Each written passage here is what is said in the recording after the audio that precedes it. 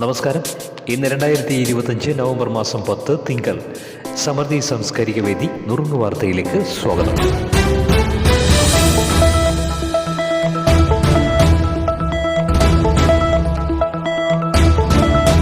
രാഷ്ട്രപതി Draupadi Murmu Angola president Joko ലോറൻസിയുമായി ചർച്ച ചെയ്ത് വിവിധ മേഖലയിലുള്ള സഹകരണം മെച്ചപ്പെടുത്തുന്നതിനുള്ള ധാരണാപത്രങ്ങളിൽ ഒപ്പുവച്ചു.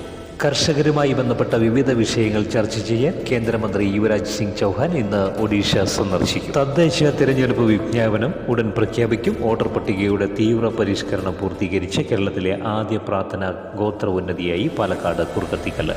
ഇവിടെ 18 വയസ്സ് പൂർത്തിയാക്കിയ മുഴുവൻ വോട്ടർമാരെയും പട്ടികയിൽ ഉൾപ്പെടുത്തും. ആഫ്രിക്കൻ പന്നിപ്പനി സ്ഥിരീകരിച്ചതിനെ തുടർന്ന് കോഴിക്കോട് ജില്ലയിൽ കോടഞ്ചേരി ഗ്രാമപഞ്ചായത്തിൽ കനത്ത ജാഗ്രത. ഈ വർഷത്തെ ശബരിമല തീർത്ഥാടനത്തിന് വെർച്വൽ ക്യൂ നിർബന്ധമാണെന്ന് പോലീസ്. ഡൽഹിയിൽ വായുമലിനീകരണം വഷളായതോടെ ഇന്ത്യ ഗേറ്റിൽ പ്രതിഷേധം. ബീഹാർ നിയമസഭാ തെരഞ്ഞെടുപ്പിന്റെ പരസ്യ പ്രചരണം അവസാനിച്ചു.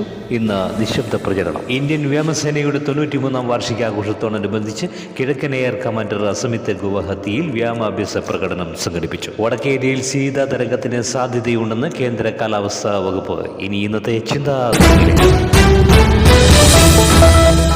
ഏറ്റവും മികച്ച ഗുണം വിദ്യാഭ്യാസമോ അറിവോ പണമോ അല്ല, ആരുടെയും മനസ്സ് വേദനിപ്പിക്കാത്ത വിധം സംസാരിക്കുകയും പെരുമാറുകയും ചെയ്യുക എന്നതാണ്. സ്നേഹത്തിലും ക്രോധത്തിലും അതിരി കവിയരുത്. ശത്രു ഒരു നാൾ മിത്രവും മിത്രം ഒരു നാൾ ശത്രുവുമായേക്കാം. നീ തന്നെ നിനക്ക് വെളിച്ചമാകുക. നല്ലവണ്ണം പ്രയത്നിച്ച് പണ്ഡിതനായി തീരുക. എവർക്കും ശുഭദിനം നേരുന്നു. സ്നേഹത്തോടെ ഞാൻ സുജിത് ഞാറക്കൽ. വാർത്താ പ്രായോജകർ സമൃദ്ധി സാംസ്കാരിക വേദി.